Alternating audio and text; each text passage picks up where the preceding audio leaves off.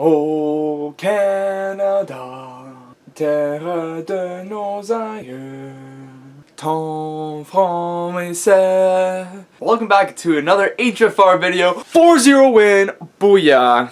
Yeah, home ice, home opener. I just stepped on something really pointy. I feel like a leg. Oh. It's a screw. It's a screw. 4-0, guys.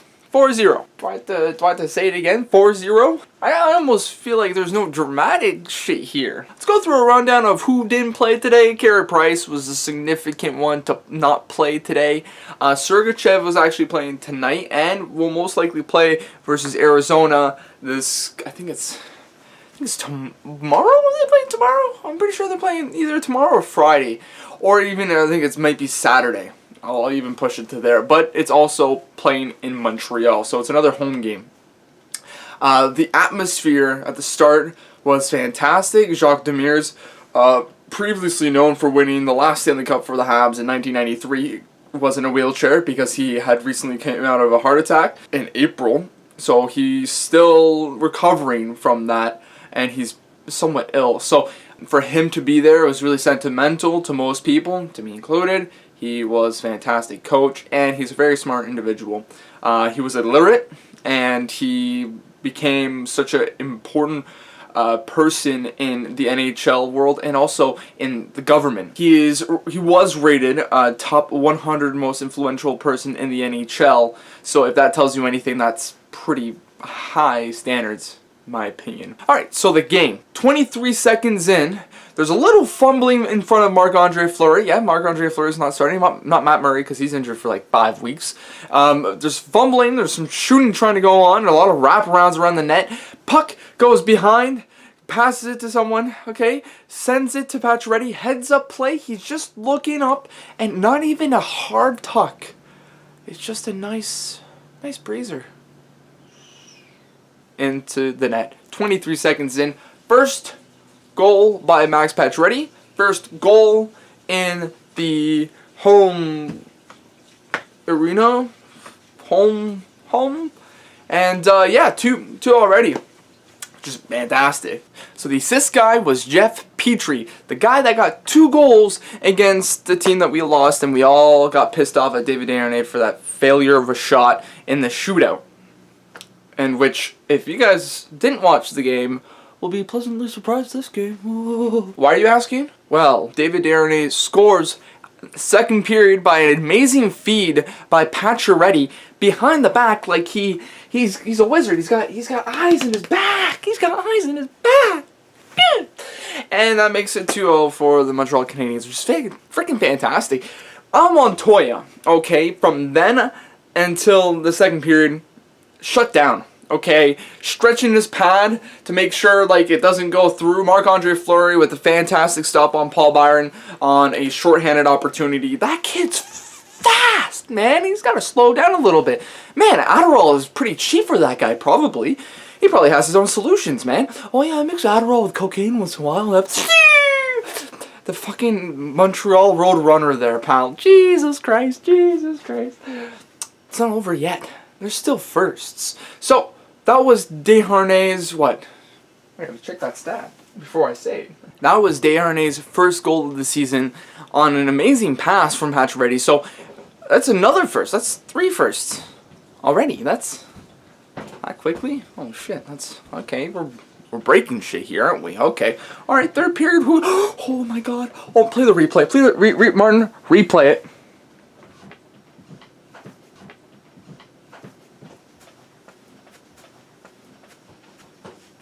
Radulov's first NHL goal was essentially the goal that he scored in 2008 or 9 when he played versus Canada in the Olympics. Wow.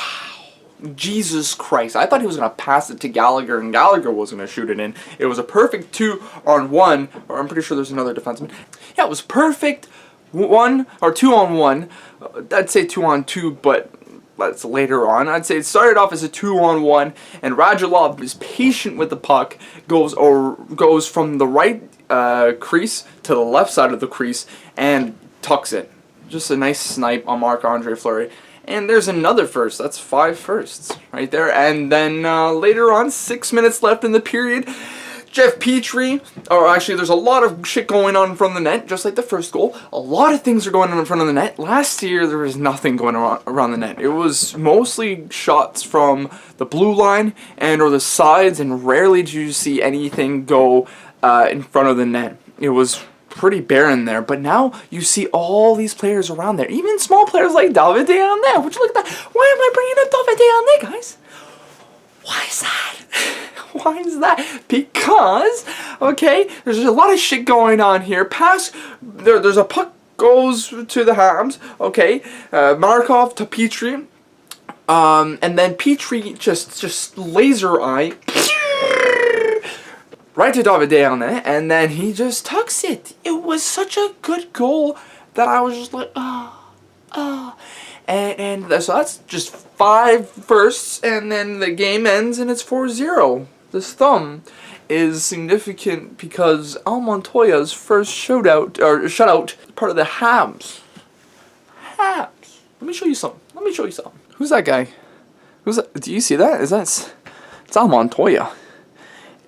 .962 save percentage as the backup of the Montreal Canadiens. Imagine if this guy can get this good results and he's just a backup. He's not even Carey Price, guys. This guy is not a nobody by any means. He's a fantastic backup, okay? But he's proven right now. A 1.3 goals against average is incredible. And that save percentage is showing that he is the best backup goalie Montreal's ever had since the Yaroslav Halak and Carey Price days. This duo is now the best duo that we've seen. And hopefully we get to keep Al Montoya on a contract that's reasonable. Because if this season continues in the right way as it is right now, Al Montoya will want more money than we are willing to bargain for. Like probably $2 million per year as a backup, if he continues at this pace as a backup, right? Obviously. Or you could see him being traded to a team that needs a potential starting goaltender. I'm looking at a team like Carolina or even Arizona, because they got Mike Smith and Cam Ward, which are both quite old in their respect and they're out of their prime.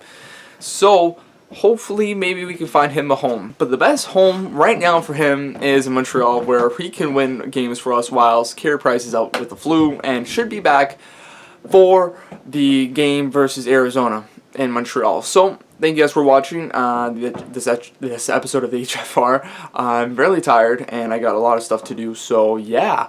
I wanted to thank you guys for the support for the last video. 9 likes, 250 plus views. Very happy about that, but I was a little mad. The reason why I was mad is because they were bought. Someone had around 140 views for the video. And as much as you guys might think, oh, this is helping the guy, it's not helping me. Not at all. I mean, it could be Steve Dangle being like, send him some views and make him look like shit. Look, to you guys might be like, hey, well, that views, you bought views, someone bought views for you, it's like, hey, it's nothing. But it actually ruins analytics and the way people see your videos. There's just like, okay, looking at the analytics, you see there's a constant and then there's a bump and it drops and it goes back to normal. There's that consistency can tell people just like, shit, this guy looks fake and I'm not gonna watch his shit. And that's why I don't like it when people buy me views. If you person that bought me views is watching this, don't take it disrespectfully, but I don't want you to buy views for me. Keep your money, buy a sub from Subway or Mr. Sub, whichever one you like, okay? Go buy a sub and just don't buy views, okay? As much as you might think that it's helping me in any way, shape, or form, it's not. It's just against moral code, as well as just doesn't help the progression of my YouTube channel. So hopefully you understand. To everyone else, thank you so much for legitimate views. I will see you guys in the next one versus Arizona. Ooh!